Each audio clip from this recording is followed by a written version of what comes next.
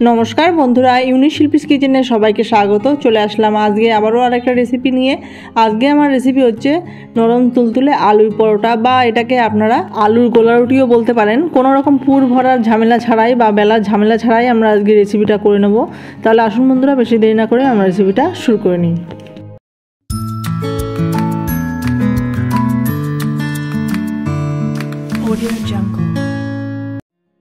आलुर परोटा बानानोर जोन्नो एखाने आमि 4टे छोटो साइजेर आलू नियेछि। एबार आलूटाके आमरा एकटु सेদ্ধ करे नेब। आलुर मध्ये दिये दिलाम परिमाण मतो जल और दिये दिलाम परिमाण मतो लवण। एबार भालो करे आलूटाके सेদ্ধ होते थाकुक। एदिके आमरा मयदाटाके माखिये निई। एखाने आमि निये निচ্ছি 1 काप मतो मयदा। एबार मयदार मध्ये आमि दिये दिচ্ছি परिमाण मतो लवण और दिये देब हाफ चामच मतो चीनी और दिये देब 1 चामच मतो सादा तेल। एबार मयदा चीनी सादा तेल दिये भालो करे मिशिয়ে নেব। তারপরে আমরা জল দিয়ে ময়দাটাকে ভালো করে গুলিয়ে নেব। দেখুন বন্ধুরা ময়দা চিনি তেল ভালো করে মেশানো হয়ে গেছে। এবার আমরা অল্প অল্প করে জল দিয়ে ময়দাটাকে ভালো করে গুলিয়ে নিচ্ছি। তো একেবারে বেশি করে জল দিয়ে দেবেন না, তাহলে কিন্তু ময়দাটা বেশি পাতলা হয়ে যাবে। তো অল্প অল্প করে জল দিয়ে ময়দাটাকে ভালো করে গুলিয়ে নিতে হবে। আমার ভিডিওটা যদি ভালো লেগে থাকে তাহলে একটা করে লাইক করবেন, কমেন্ট করবেন আর সাবস্ক্রাইব করে পাশে থাকবেন। আর স্কিপ না করে পুরো ভিডিওটা দেখবেন, আশা করছি আপনাদের ভালো লাগবে। তো ময়দাটাকে ভালো করে গুলিয়ে নেওয়া হয়ে গেছে। এর থেকে বেশি আর জল দেব না, এরকম আমরা ব্যাটার তৈরি করে নেব। তো যদি আরও জল লাগে তাহলে আমরা আলুটা মেশানোর পরে আমরা দেখে নেব কতটা জল লাগে। এইবার আলুটা সেদ্ধ হয়ে গেছে, আলুটাকে আমরা একটু ম্যাশ করে নিচ্ছি। আমি একটা গ্রেটারের সাহায্যে আলুটাকে ভালো করে গ্রেট করে নিচ্ছি। আপনারা চাইলে হাতের সাহায্যে করতে পারেন বা ম্যাশারের সাহায্যে ম্যাশ করে নিতে পারেন। তো গ্রেটারের সাহায্যে করলে তাহলে আলুটার মধ্যে কোনো দানা দানা থাকবে না, তাহলে পরোটাটা করতে সুবিধা হবে। তো দেখুন বন্ধুরা সবকটি আলু ম্যাশ করে নেওয়া হয়ে গেছে। এবার এর মধ্যে আমরা দিয়ে দেব একটা মিডিয়াম সাইজের পেঁয়াজ কুচি আর দিয়ে দেব 1 চামচ মতো ধনেপাতা কুচি আর দিয়ে দেব পরিমাণ মতো কাঁচা লঙ্কা কুচি। আপনারা আপনাদের প্রয়োজন অনুযায়ী কাঁচা লঙ্কা দিয়ে নেবেন। আর দিয়ে দিচ্ছি পরিমাণ মতো লবণ, দিয়ে দিচ্ছি সামান্য একটু হলুদ গুঁড়ো আর দিয়ে দিচ্ছি হাফ চামচ মতো চাট মশলা আর দিয়ে দিলাম সামান্য একটু ভাজা মশলা আর দিয়ে দিলাম 1 চামচ মতো সরষের তেল। তো চাট মশলা না থাকলে না দেবেন, শুধু ভাজা মশলা দিলেও হবে, সেক্ষেত্রে ভাজা মশলা একটু বাড়িয়ে দেবেন। এইবার সব মশলা দিয়ে আলুটাকে ভালো করে মাখিয়ে নেব। তো দেখুন বন্ধুরা আলুটা ভালো মতো মাখানো হয়ে গেছে। এইবার যে ওখানে যে আমি ময়দাটাকে গুলিয়ে রেখেছিলাম সেই ময়দার মধ্যে আলুর পুরটাকে দিয়ে দিচ্ছি। তো এবার আলুর পুরটা ময়দার সঙ্গে ভালো করে আমি মিশিয়ে নেব। তো আমি একটা হ্যান্ড উইক্সের সাহায্যে ভালো করে মিশিয়ে নিচ্ছি।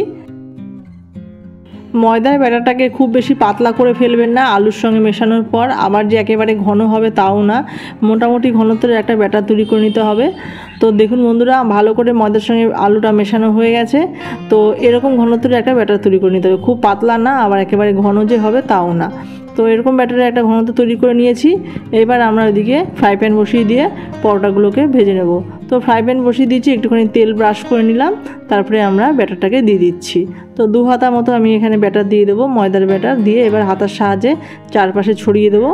তো ছড়িয়ে দিয়ে এবার গ্যাসের ফ্লেমটাকে লো মিডিয়াম করে নিয়ে আমরা পরোটাগুলোকে ভেজে নেব।